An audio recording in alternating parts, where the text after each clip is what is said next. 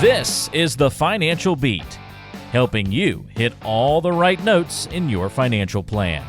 So sit back as we strike up the band. The Financial Beat with Logan Sadler starts now.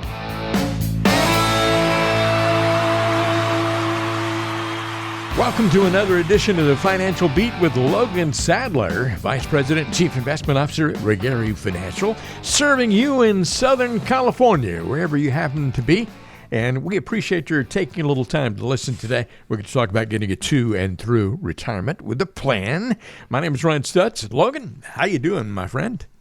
Hey, I'm doing pretty good. 2023 is here and going good. Yeah. Hopefully it is for you and some of the listeners out there. But yeah, been busy, but looking forward to a great show here. I don't know about you, but I'm glad to say goodbye to 2022 in a lot of ways. But, 2023 is going to be a good one. I just have a feeling.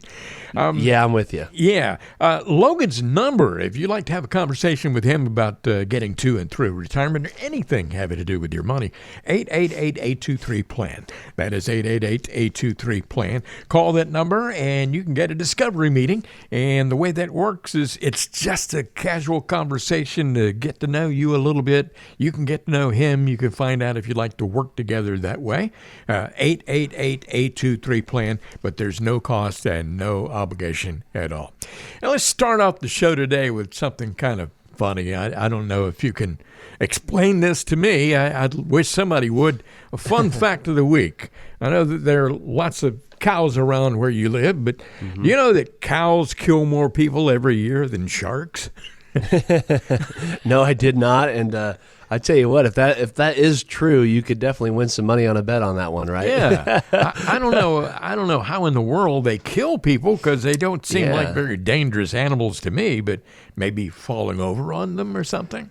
Yeah, maybe falling over. First thing came to mind, I think it might have been like, maybe people getting sick from eating a cow or hitting a cow with their car. I don't know what that would be, but that's surprising to me because we think of sharks, right, as these very vicious and violent creatures, and we think of cows are just kind of sitting there, right? So it's kind of interesting that those are the real enemy. It seems like, huh? Yeah, cows just don't seem to be very dangerous at all. I mean, they don't do a whole lot, and bulls. I mean, that's a different story. But cows, yes, no. I'm gonna have to look that up here after the show and figure out how exactly that breaks down because it's got my attention. It's kind of a random fact I read earlier this week. So, well, I love it. Anyway, let's talk about something that makes a little more sense, and that is Secure Act 2.0. Of course, a lot of people don't really understand the original Secure Act.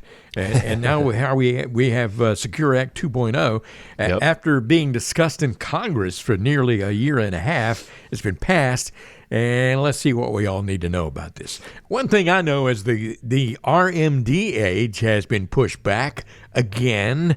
And Logan, tell us all about that and what it means for us. Yeah, and kind of back to your first point there, Ron, the Secure Act, like you said, that originally got passed really right around 2020 is when everything kind of got put into stone there on the original one. And I always say a lot of people really forgot or didn't even hear about a lot of the Secure Act originally because we had this thing called the pandemic that happened really, right there around February, March is when everything kind of hit. So really the Secure Act didn't get as much news as it might have, probably should have, just because a lot was going on. Yeah. And I mean, really, right after the start of that one, it feels like the Secure Act 2.0 was already like in the beginning stages, right, of kind of redoing things. And how a lot of the government bills and things like that tend to work is they tend to take a lot of time and have to go through a lot of different updates and edits, and they're trying to kind of get it as, in their opinion, just right or trying to make it close to right.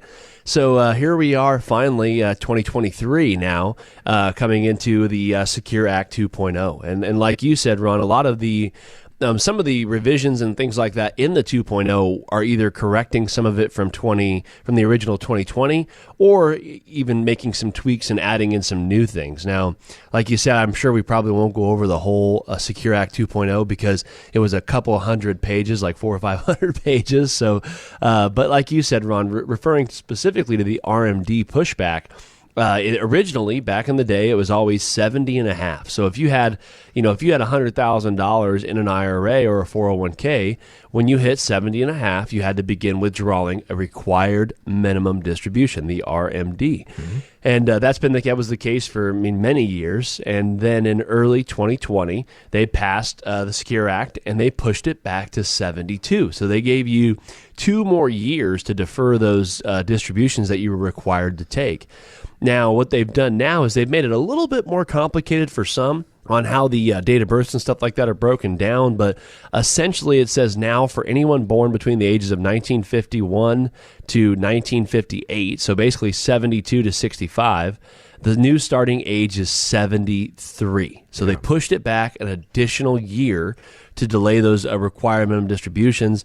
And anyone born 1959 or later, so I would say that's around 64, I believe, the age is going to be pushed up to 75 down the road. So really kind of confusing on how they broke it down. In my opinion, they might have been able to make it a little bit more smooth and more transparent. But essentially, the biggest thing on this, Ron, and I know me and you've talked about this a lot on the show, is a lot of clients that we're working with, and again, we specialize in that retirement planning area. So a lot of our clients that have, hundred thousands of dollars or millions of dollars in IRAs, sometimes they might not need all of that money out at that time, and they might be deferring those distributions and wanting to maybe leave money behind to the kids, or maybe just not wanting much more taxable income at this point. So unfortunately, at those required minimum distributions, Uncle Sam says, all right, you've deferred this long enough, you now have to begin with taking out taxable distributions. So it kind of can mess up some of the tax picture and some of the planning that goes into that. And that's why things like Roth conversions and different type of distribution methods to plan around that for tax efficiency, this is huge because it gives us an extra, at least if you're right now, it gives us 1 extra year to look at that. But if you're a little bit younger in their early to mid 60s, it gives you a lot more time to really not to sit there and do nothing, right? But to really get on board and start doing some of the planning that you might need to do for that upcoming RMD. When I can't figure out from the government's point of view, raising the RMD age is going to mean less money coming in. Yeah. At a time when there's such a deficit, and it's remarkable to me. I'd be lying if I wasn't confused on that as well, right? Exactly. They're doing a lot of other things to try to get tax revenue and stuff like that, obviously. But yeah, I was with you, Ron. It was a little bit, not that I'm mad about it, but it was a little bit confusing to see how they did push it back, especially for, like I was saying, some of the younger ones being able to push it back all the way up to about 75, it's looking like. So, like you said, it's a in my opinion, it's a good blessing for a lot of people out there that don't necessarily need their RMDs right now. Yeah. It's a good way to really, get some tax planning done and start looking at how to invest that and get that going to fit your plan. We're talking about the Secure Act 2.0 here on the Financial Beat. I'm Ron Stutz along with Logan Sadler. And something else that's connected to this is special catch-up contributions. Explain that if you would. Yeah, so for first off, I know we talked about this. I think it was, right towards the end of last year, I think we were talking about the new contributions for 2023. But basically for anybody that's under 50, this doesn't apply to you, all right? So anybody that's over 50, you get what's called a catch-up contribution, meaning that you get to put extra money into your IRA or 401ks, and they're different depending on what those are, but you're able to put a little bit more money away to, so to speak, to catch up, right? To get you a little bit more put away for retirement. Because essentially what they say is, hey, you're 50 years or older, it's getting time to getting close to retirement probably within the next 10 years or so. And so typically they allow you to start putting away a little bit more money. So it's actually currently $7,500 additional in 2023 that you could do into employer plans like 401ks, 403bs, things of that sort. Now, for anyone between the ages of 60 and 63, beginning in the year 2025, you can make an additional catch-up contribution of $10,000, right? So it's really a huge extra, really huge extra catch-up that they're going to allow you to do for some of those younger clients that will be between the ages of 60 and 63, beginning in the year 2025. So they're allowing you a little bit more time and things like that to delay RMDs, but also allowing you to put away a little bit more money, which has been great. And I know maybe some of the younger listeners out there, maybe in their 30s or maybe even early 40s listening to this saying, well, who has the extra money to put away that much extra? You'd believe it or not, right? When you get around that 50-year-old mark, you're typically at your highest years of income. And typically you have that kind of, I don't like to say anxiety, Ron, but you kind of, that sense of urgency, I guess I'll say, where, hey, I'm retiring soon and I need to start really concentrating on how much I'm putting away and really start, really piling up the retirement savings as much as I can. So allowing you to do an additional, catch up is really a big one, I thought, Ron, and really could be a big value add to a lot of people. Okay, another thing I want to ask you about here. 529 to Roth, the transfer option you have with Secure Act 2.0. What's that all about? Yeah, so this one, I'll say this with like a good disclaimer on there, right? There is a lot of to unpack on this. There's a lot of exclusions and a lot of things that don't qualify. But essentially, it is really good. A lot of people that I've met with have said, hey, you know what? I have a younger grandkid or niece or nephew or somebody that I want to help fund some college money for, right? Where I don't want him or her to spend it on cars or houses or that stuff. It's strictly for educational purposes. You get to use what's called a 529 plan. Now, those have been really great. They allow you to put away money that can be tax-free if used for qualified expenses for education. Now, the problem with those, Ron, has always been, once if you overfund it, let's say you got $100,000 in there and then the person only uses, they only end up using 75 or 70,000. Let's make it even numbers. So you got $30,000 remaining. What they're actually going to allow you to do, if you qualify and based off the restrictions, is you could actually transfer it over into that beneficiary, so the grandkids, into a Roth IRA for them. Okay, so it's pretty cool. We're again starting in the year 2024, I believe. And basically what it allows you to do is, again, do that. But there's an exclusion. It must have been funded for over 15 years.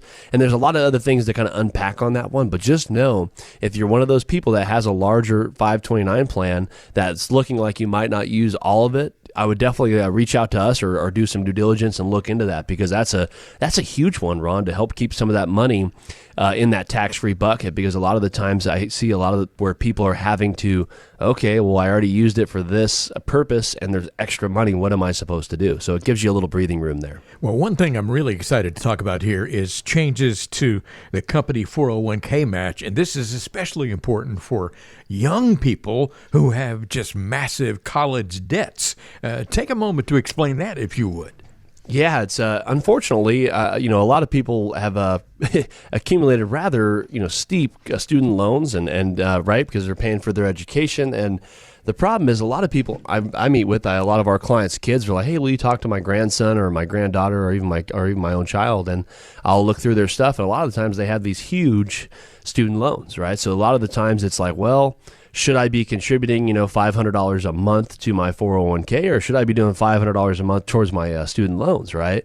It's trying to balance out that, where do I put that extra money? Well, the nice part about it is, in this new revision, like you're alluding to, Ron, they're actually going to allow, if you're contributing to your student loans by paying down that debt, they're going to allow the company to match your 401k like you were contributing to the 401k. Wow. Right. So, I mean, that's a pretty unique addition, I would say. And again, there's a lot that kind of goes into that as well. But that's just one off the top while reading through it. I was with you on that, Ron. It was something that's kind of, to me, pretty cool, because a lot of people out there aren't able to do that into their 401k at this point. Yeah. But it's great to, have that company. Essentially, you get to receive some of the benefit of working for that company while also paying down your student debt. To me, is kind of a little bit of the best of both worlds there. Well, I know that there are lots of things to unpack with all of this whole discussion here, as you mentioned. But I guess, if people have basic questions about some of these things that you're talking about, they can get the answers to those questions during a discovery meeting. But what else do you talk about in a discovery meeting? Yeah, the best part is our discovery meetings are really there for a lot of you out there that are getting close to or maybe just started retirement and are looking for ways to really kind of get a retirement plan together that you feel is going to be customized and really tailored fit to your situation. And so at that discovery meeting, Ron, we really kind of unpack everything. We have what we call the discovery meeting, and at that one, basically, you bring in your financial statements, you bring in a clear mind, and we kind of go over what it is you're looking to do in retirement. Are you looking to be very active? Are you looking to stay at home? Are you going to work part-time? What is your income going to look like in retirement? What sources of retirement retirement income are we going to have, like Social Security optimization, pensions? Do we take the lump sum? Do we use the payout? 401ks, where do we put those, and how are those going to create income streams that are going to last? So we're able to kind of really take a deep dive into that in the discovery meeting and just kind of allow you the time to ask some questions, and as well as for us to ask a lot of questions about you to see if we're a good fit to work together. Because again, at the end of the day, that is what we do. We help people plan and prepare for retirement, to transition them into retirement. So at that discovery meeting, it's really just a good chance for you to get some value and some education from us, but also a good chance for us to get to know each other a little bit and see if we aren't a good fit to work together in the future. Oh, absolutely. Hey, here's the number to call if you'd like to find out some good information about your financial planning, and you have any questions to ask Logan Sadler. He'd be glad to sit down and talk with you. It's called a discovery meeting. There's no cost and no obligation. 888-823-PLAN. 888-823-PLAN. Probably start with a phone call, then maybe a Zoom connection. Maybe you might want to come into one of the offices in Hemet or Redlands. 888-823-PLAN is your number to call to have a conversation with Logan. Get to know him. He's the same guy you hear on the radio here. I mean, what you hear is what you get. Logan works with 3 generations of some of the client families at Regari, and many of those clients have been with the firm for more than 25 years. It is amazing the information you can get just from that first discovery meeting, and imagine the benefit you can get from having a relationship with Logan and having him come on board as your financial advisor. It is easy. Just call this number, 888-823-PLAN. You're listening to The Financial Beat with Logan Sadler.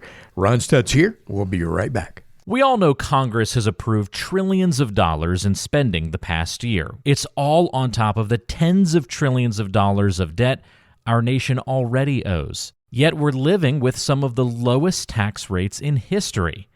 Now, how long do you think that's going to last? Learn how you can prepare for future tax implications by watching Logan Sadler of Regari Financial's exclusive webinar, How Tax Planning Changes Through the 4 Stages of Retirement. Just text the word advice to the number 21,000, and we'll text you back a link to the webinar right away. Text advice to 21,000 and make sure you don't have to pay a cent more in taxes than you have to. To access the free webinar right now, text advice to 21,000.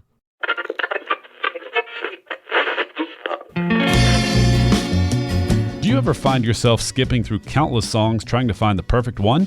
Yeah, we've been there too, and know it can be frustrating. Much like skipping through the countless advertisements from other financial advisors, it can seem like there's so much misinformation. But here on the Financial Beat, you can rest assured we're providing you with the best information possible. So don't push skip on this show, because we have some important information coming up.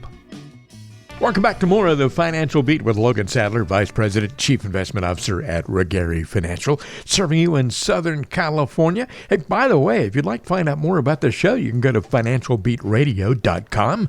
You can find Logan online, financialbeatradio.com.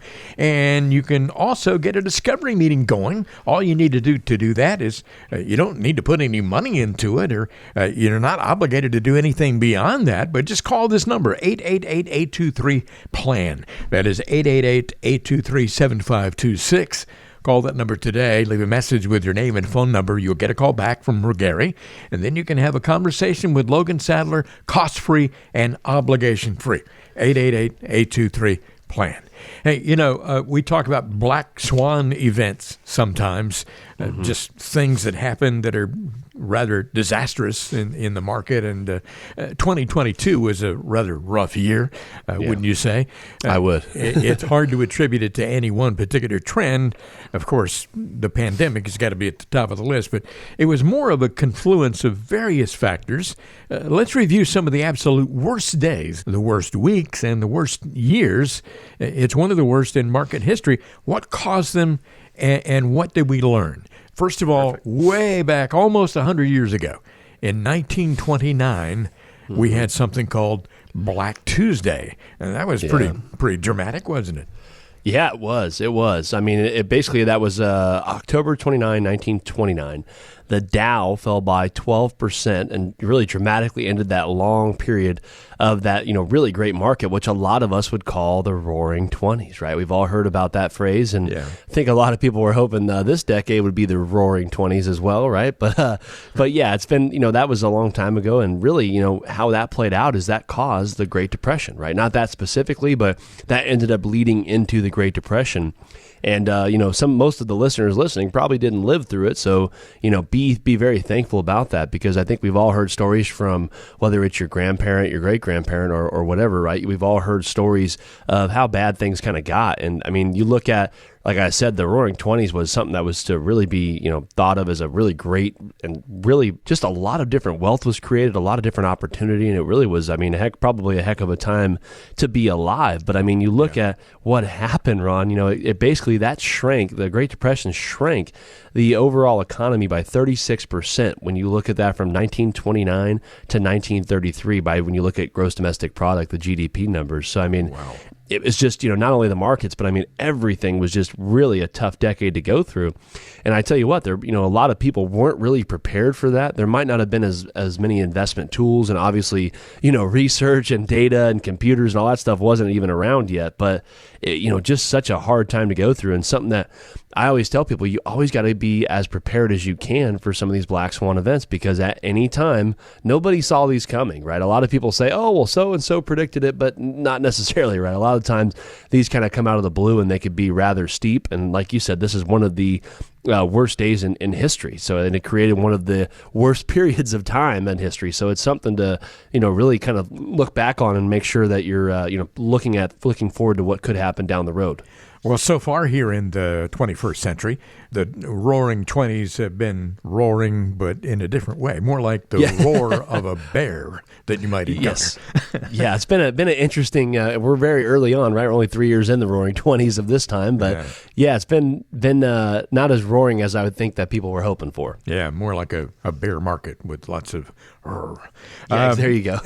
There was, much more recently, in the year 2000, there was the .com crash, and that was a pretty bad period of time, and lasted for, a couple of years, I guess. Yep. Yeah, it was basically, you look at it, started in April 14th of 2000, and we're talking about 2020, so I keep talking about that date. But, it's basically, that's where the .com crash, a lot of people say that's where it started, right? The tech bubble started to kind of burst a little bit and sent the markets into pretty much a long downturn, and it was sustained downturn that didn't really bottom out until, I would say, right around the fall of, I think it was right around 2002.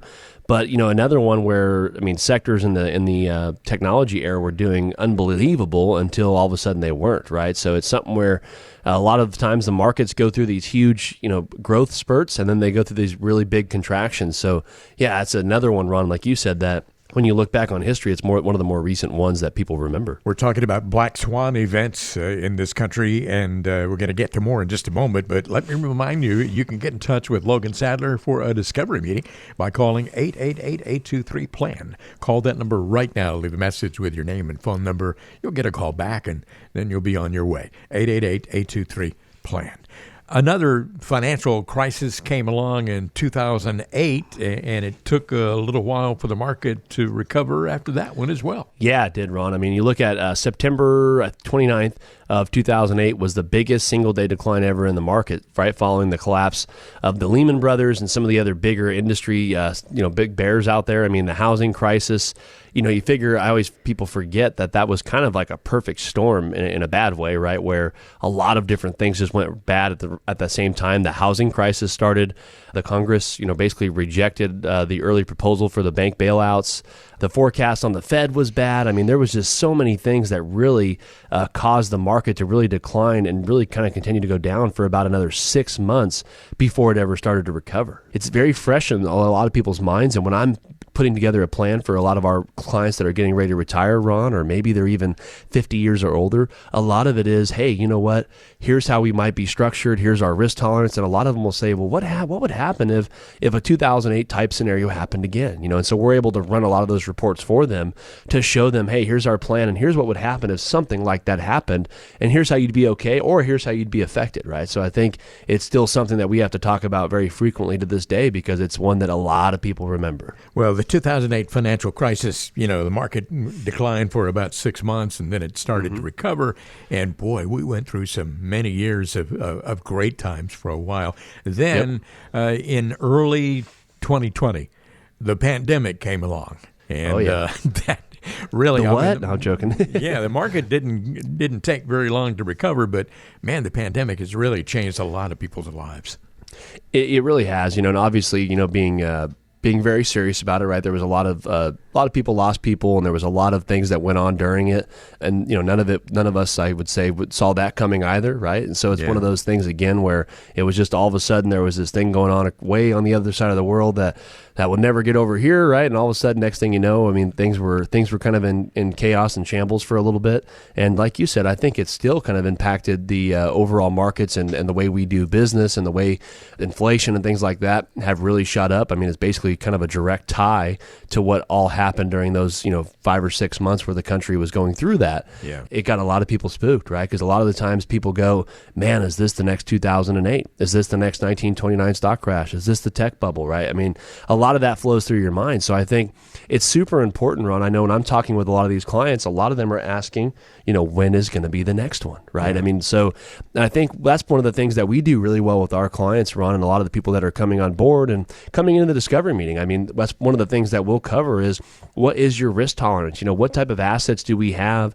What type of income are you going to need? And we're able to really structure a plan to look at a lot of these different indicators and show, hey, if this type of a scenario happened, here's how your portfolio would react. Is that something we're comfortable with? And if it's a yes or no answer, we can make those adjustments in the plan right there in live time. So it's something I think nowadays where a lot of people are, maybe they've talked with financial advisors or they've talked to an insurance salesman or a broker or somebody of that sort. And, maybe they don't have the right plan that fits them. I think it's super important that if you're one of those people out there, it's always good to get a second opinion if you don't have a plan already.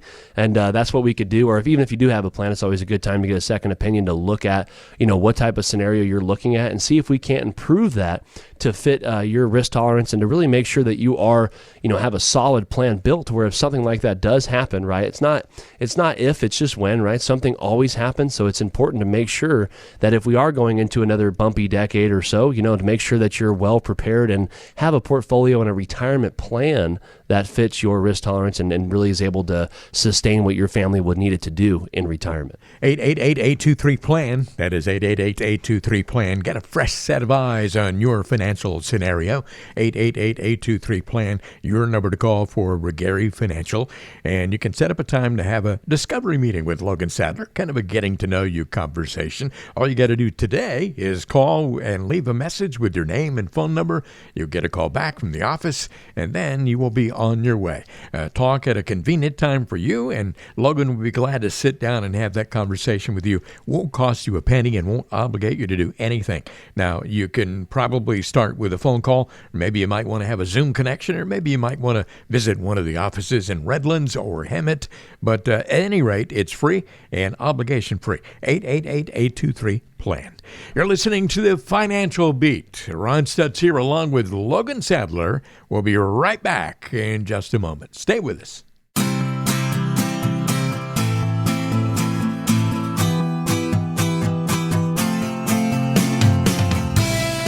Did you know music is good for the heart? A study at a university in Italy showed that music helps promote a better cardiovascular system.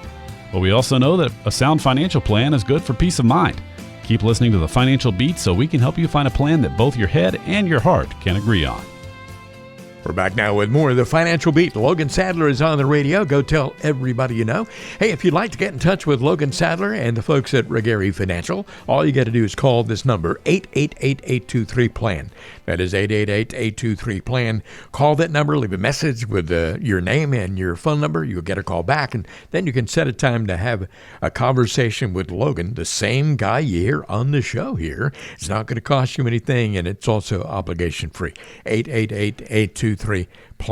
Hey, Logan, before we get into our next topic here, I know that some folks may be listening to the show and they're not aware that they can get more information from you in a variety of ways. Podcasts and YouTube videos, and my goodness, we're going to put a billboard with your picture on it on every corner around Hemet and Redlands in Southern California.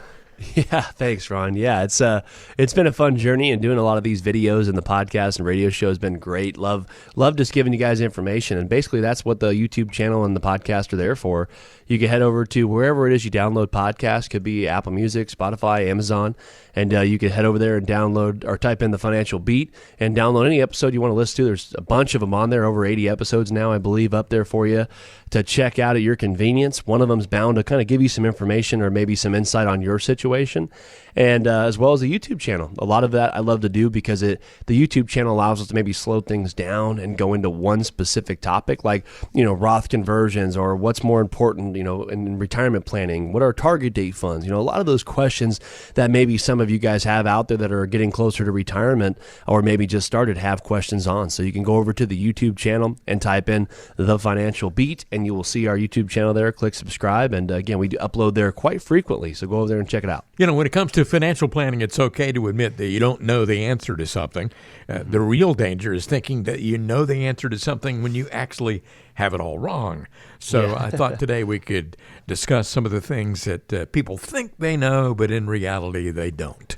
One of those things would be, and I know that you've experienced this many times talking to folks for the first time, how much income they're going to need in retirement. Yeah, I mean, it's been said before on this show and by others, I'm sure, but basically, if you don't have an income plan, you don't have a retirement plan, right? You could have the best 60-40 bond portfolio, stock portfolio, annuities, CDs, whatever it is, right? But if you don't have a full income plan ready and really written, and it's one that's been sketched in stone that's going to be able to last a while at least, or hopefully your whole retirement, you probably don't have a solid retirement plan.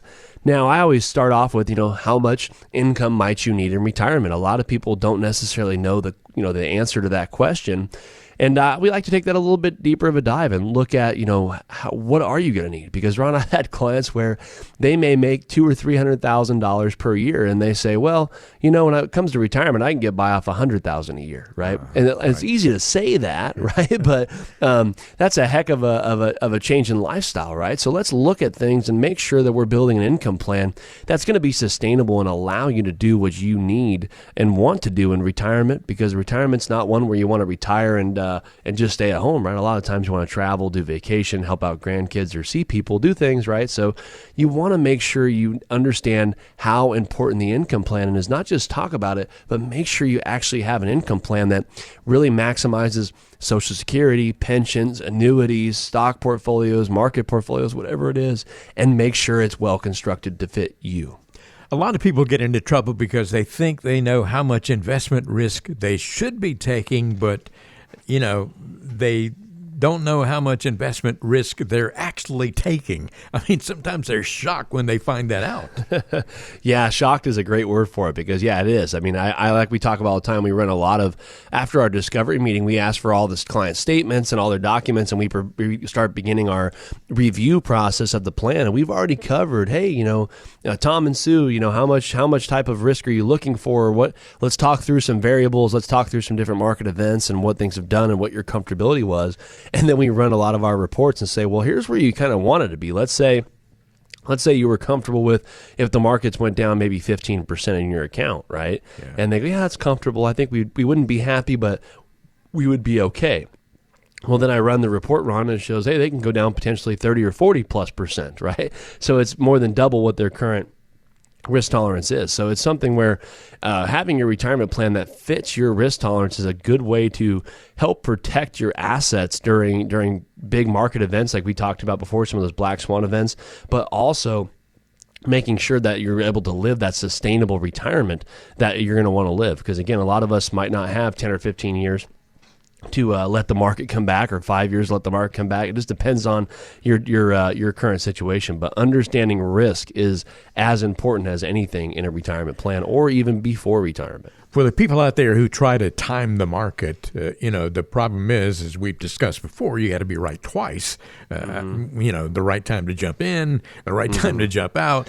and a lot of people really don't have any idea because, it's hard to do that. It's almost impossible to figure that out.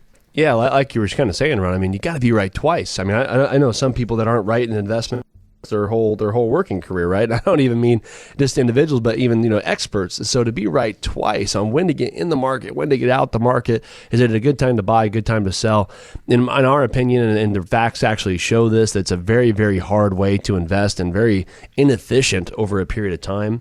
We're very big on, you could have some active strategies with your market money, maybe that is managed a little bit more actively, but a lot of the times, being in a good portfolio that's comfortable with your risk tolerance and being invested over the long term is typically the best way to go. And that's looking at, there's a lot of things out there you could use to compile that portfolio. You got annuities, you got structured notes, you got CDs, money market, stocks, bonds, mutual funds, right? REITs. I mean, there's so many things you could throw in to a portfolio to help kind of diversify, to lower some of that risk and not get caught trying to just time the market on when to get in, when to get out, but making sure you understand that might be even more crucial to the portfolio, trying to time it right, rather than just having a well-built plan that has some of those different asset classes to help further diversify you from what you're really afraid of.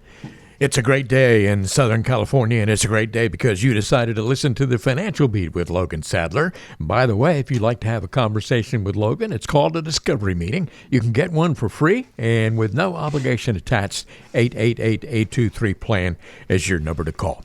Right now, we're talking about things you think you know, but probably don't. And here's another question that everyone needs to address: whether or not you should have life insurance, and if so, how much life insurance?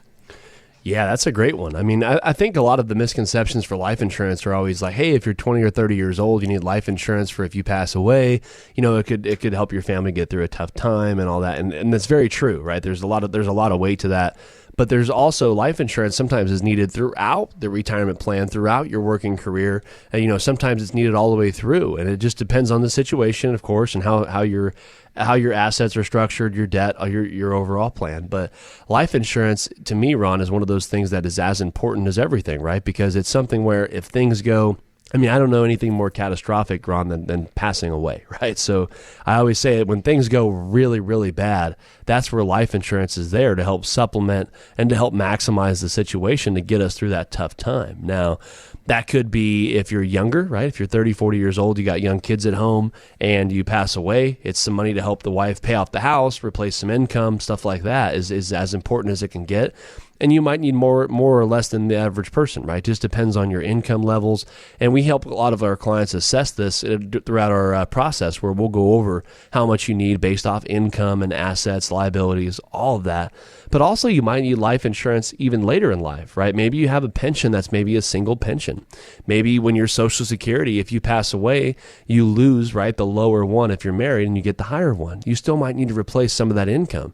So it's important to really assess what your life insurance needs and goals are going to be throughout your working career and throughout retirement. Yeah, and here's one that really deserves a lot of attention, and unfortunately, a lot of people don't really spend a lot of time thinking about this, and that is how to address long-term care expenses. Most of us are going to need some form of long-term care. Like you said, Ron, most of us, right? I mean, it's one of those things where, like, I think people get that confused, right? Where they think, oh, well, if there's 100 people, maybe 2 or 3. It's like, no, I mean, the odds are showing if there's 100 people, maybe 60 or 70 of us will need it, right? Or maybe more or less, just depending on it. But a really, really good chance that some of us are going to need, or most of us will need, some form of long-term care down the road. Yeah. And what I always tell clients, because again, Ron, we deal with people that are very similar circumstances with retirement planning and stuff like that. A lot of our clients tend to kind of be similar and some of them might have, $500,000 saved for retirement. Some of them might have a couple $1 million saved for retirement or more, right? And so the thing is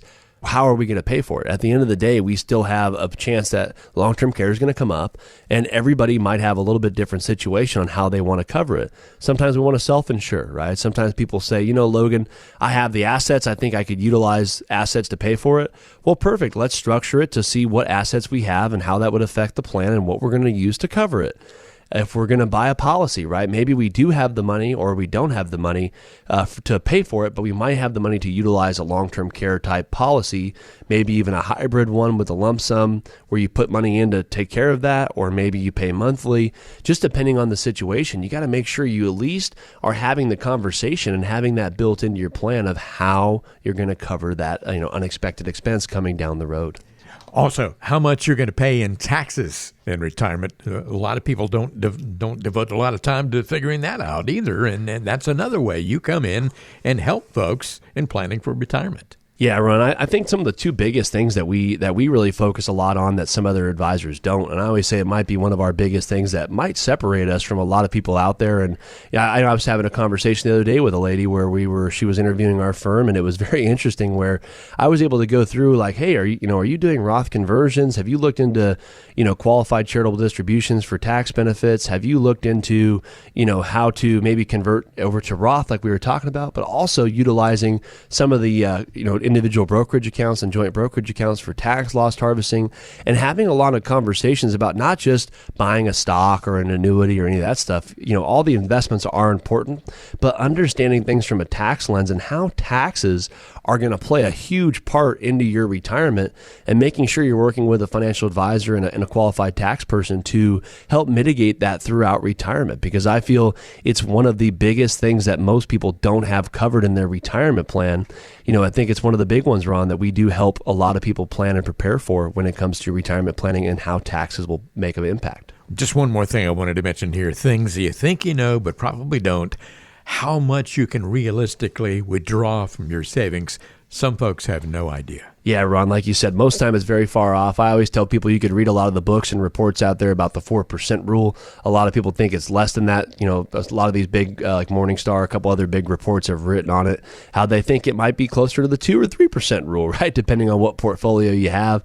Essentially, if you have $1 million, right, they're saying you might only be able to draw between $20,000 to $40,000 a year off of it, depending on, how you're structured. So it's super important when you have an income plan, you're able to kind of put together all of those things to see, okay, here's realistically how much income my portfolio can produce, as well as how long it will last and how much we probably will have left over, right? So I think that's one of the things, Ron, like you were saying, a lot of this stuff, we go through a lot of this in our retirement onboarding process we call our discovery meeting. So a lot of you out there listening that are maybe you're 50 years or older, or maybe even 60 years or older and getting ready for retirement, or maybe just starting to get kind of some things put together, I think it's time you give us a call and come in, because we literally go through these 8 or 9 topics we just discussed and see how we can customize each of those things, like risk tolerance, taxes, and looking at how how income's going to play a part and how much income your portfolio could realistically generate,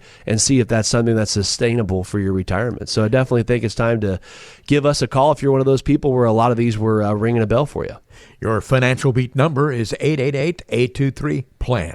That is 888-823-PLAN. Call that number today, and you can have an opportunity to sit down and talk with Logan Sadler in a discovery meeting. That's kind of a getting-to-know-you conversation. No cost involved, no strings attached at all. But call 888-823-PLAN right now. Why put it off? Call right now and leave a message with your name and phone number, and you will get a call back from the outstanding folks at Regari Financial, and then you can set a time to have your conversation with Logan. 888-823-PLAN. It's all about getting to and through retirement, doing it in the right way, and Logan Sadler's on the radio to talk about it. We'll be right back. Everyone has the perfect song for different events. That song you play at the gym to get you really pumped up. And the song that you play on your happiest days. And there are those songs for even your saddest ones.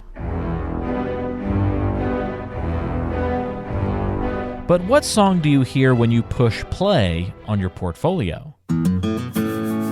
If you don't know, or if you don't like the tune, do something about it. Get a financial plan in place today, and you won't have to wonder what song plays next. Call Regary Financial at 888-823-PLAN. That's 888-823-7526 for a complimentary financial review. 888-823-PLAN. What is your name? I'm Arthur, King of the Britons. What is your quest? To get retirement ready. What is the PE ratio on your portfolio's top grossing products? I don't know that. Don't get blown to bits by complex jargon. Let Logan help you over the bridge to a meaningful retirement. Welcome back to more of the Financial Beat, and the beat goes on, as they say. Logan Sadler at Regary Financial. The number to call to reach Logan's office is 888-823-PLAN, 888-823-PLAN. I hope you've written down that number already, and if you haven't, please do it now. It's a very important number. Write it down, put it in your phone, whatever you need, 888-823-PLAN. That number is for Regary Financial. And remember, at Regary, they have great partnerships with local CPAs, attorneys, real estate agents, mortgage lenders, Medicare specialists, all of those folks to help offer you well-rounded guidance and everything related to your financial life. We're going to get to some mailbag questions coming up in just a moment. We have great questions from Frank and BJ, but first, Logan's got a little story he wants to tell you about and another client out there or potential client. Logan, take it away, buddy. Yeah, perfect. I thought it'd be a good time to talk and share some stuff with you guys because it lines into the mailbag section. But no, I've been having a lot of conversations with people really, obviously all the time, but a lot of them recently that have kind of resonated where on this show, we don't talk a lot about product, right, Ron? We don't talk a lot about specific companies or investments. It's really more just general knowledge and general financial planning that we feel is, super, super important and what a lot more of the conversation should be as far as, when you're meeting with an advisor and things like that, a lot more financial planning based. And it was funny, I was talking with someone the other day. It was a male who called in and he actually watched one of our webinars on tax planning. And it was funny where we were actually talking, let's call him Joe, okay?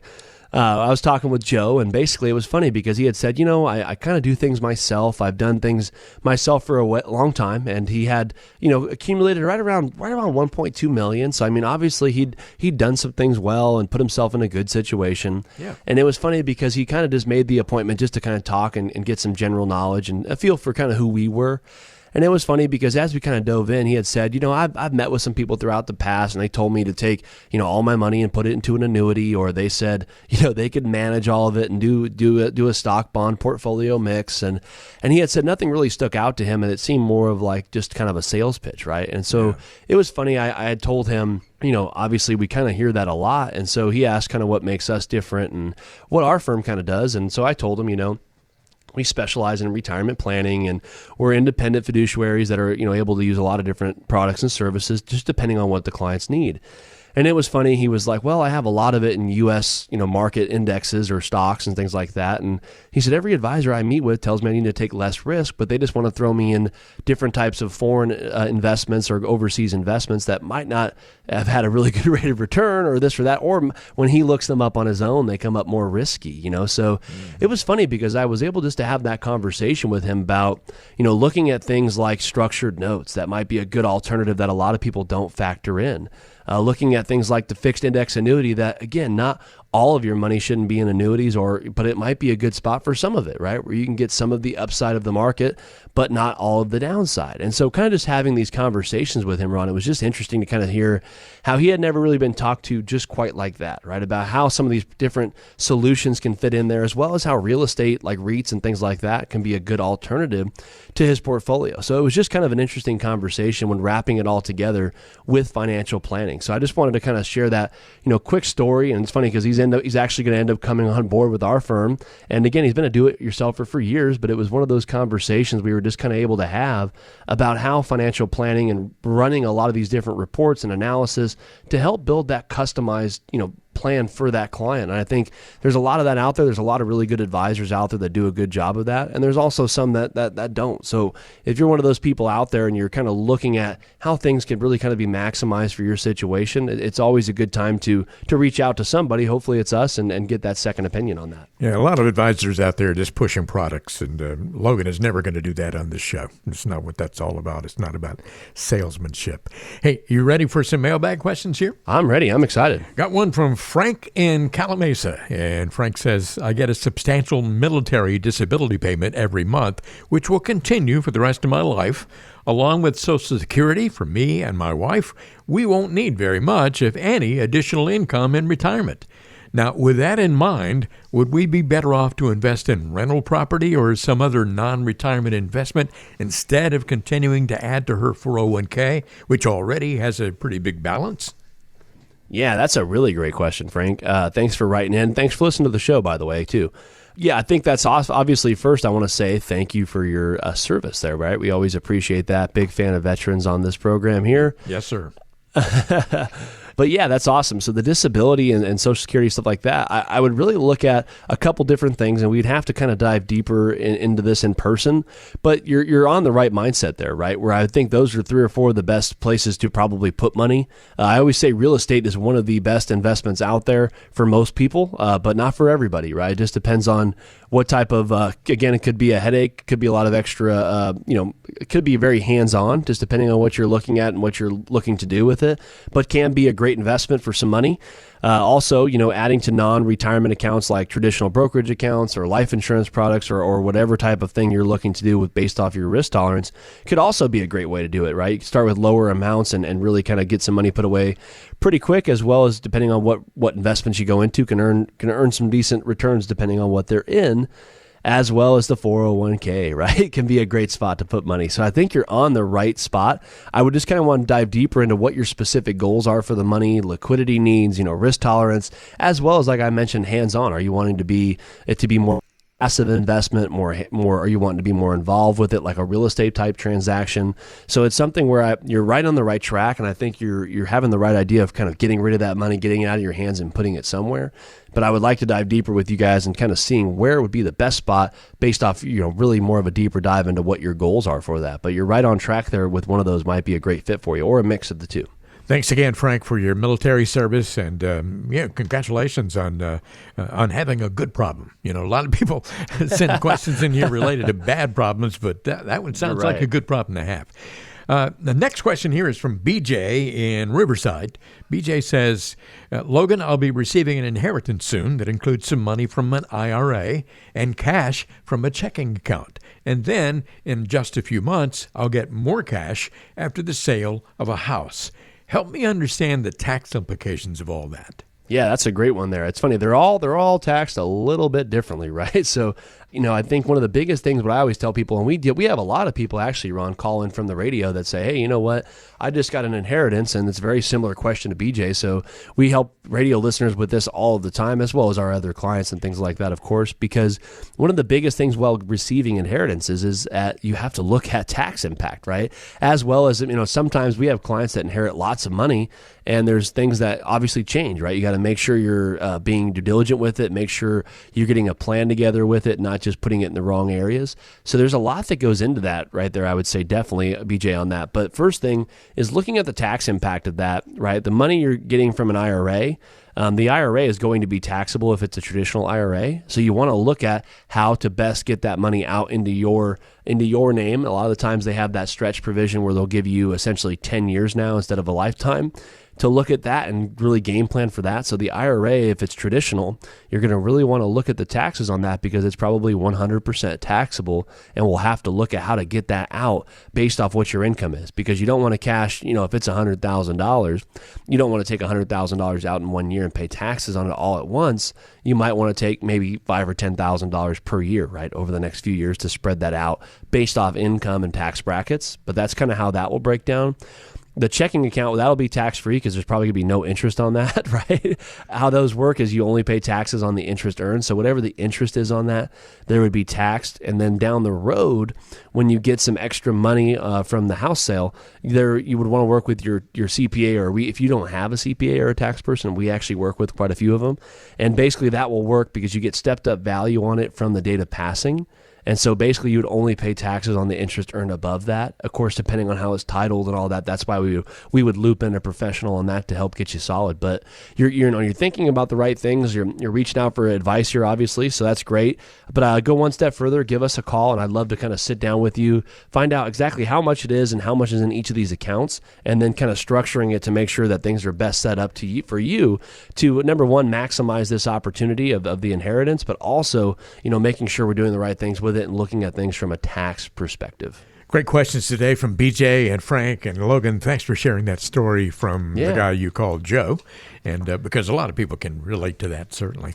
You may have questions you'd like to ask Logan Sadler, and you can get the answers to some of those questions in a discovery meeting. A discovery meeting is free. There is no obligation attached. 888-823-PLAN is your number to call to make it happen. That is 888-823-7526. But remember it this way, by using the word PLAN, which is essential, 888-823-PLAN. Logan Sadler is the VP, Chief Investment Officer at Regari Financial, serving you in Southern California, wherever you are. 2 convenient offices, one in Hemet, one in Redlands, but you can meet with Logan via telephone or maybe a Zoom connection, and you can make that happen by calling 888-823-PLAN right now and leave a message with your name and phone number. Logan Sadler, it's been my pleasure to hang out with you for a while today. You always pass along great information. It's always fun doing this show.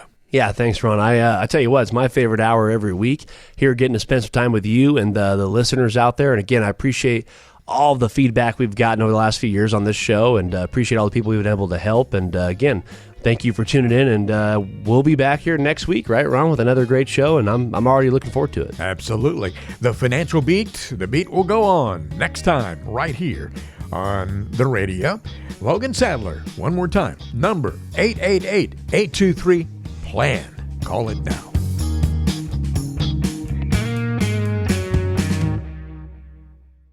The information provided is for educational purposes only and is not intended as investment advice for anyone. All information discussed is believed to be from reliable sources. However, we make no representation as to its completeness or accuracy. The views presented today are those of BD Financial Group and do not necessarily represent the views of Alpha Star Capital Management, LLC. The opinions expressed are subject to change without notice and do not constitute financial, tax, or legal advice. Please consult with your financial professional before executing any financial strategy. Investment advisory and financial planning services are offered through Alpha Star Capital Management, LLC, an SEC-registered investment advisor. Alpha Star and BD Financial Group are independent entities. SEC registration does not constitute an endorsement of the firm by the Commission, nor does it indicate that the advisor has attained a particular level of skill or ability.